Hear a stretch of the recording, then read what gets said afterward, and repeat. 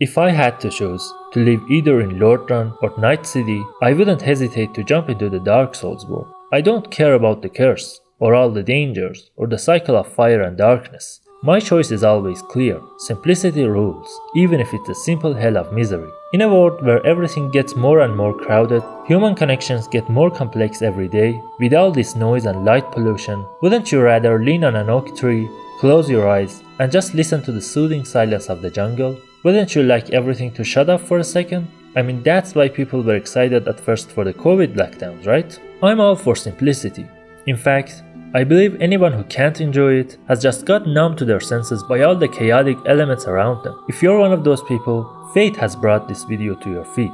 I'm Old Soul, and before we continue the matter, I have to ask you something. My channel is very close to getting monetized as I hit the watch time goal the other day, but if I don't reach 1k subscribers until next week, I'll lose 800 hours of watch time and it's over for my channel. So I'd appreciate it if you hit the like button and subscribe. Thank you. Simplicity in video games can come in different shapes and forms. Maybe it's in an art design. That's why people love pixel art and retro looking games.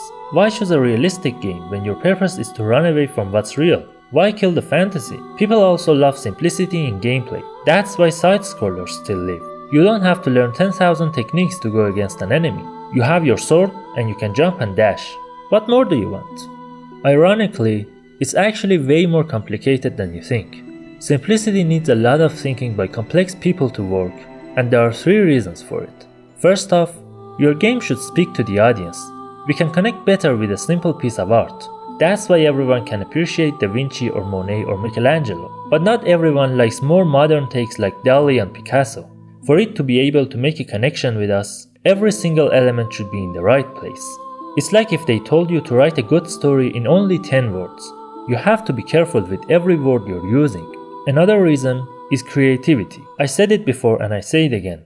New games lack creativity, but a simple game needs to employ it in a new and unique way and force us to employ it as well in order to progress. Otherwise it would be boring. So it basically tickles your mind, especially in gameplay. You have a number of elements to work with.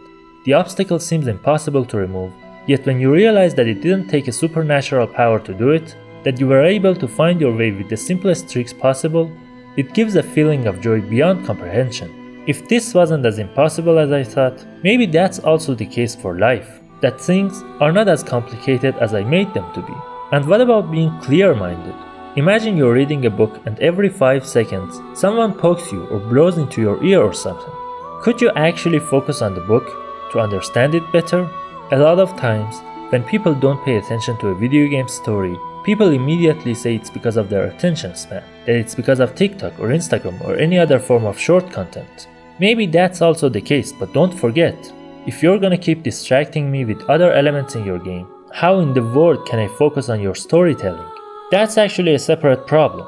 The problem of storytelling in video games, which I'm going to talk about in my next video. So subscribe to my channel and hit the bell so you won't miss it. I'll read and answer all your comments, so share your opinion with me.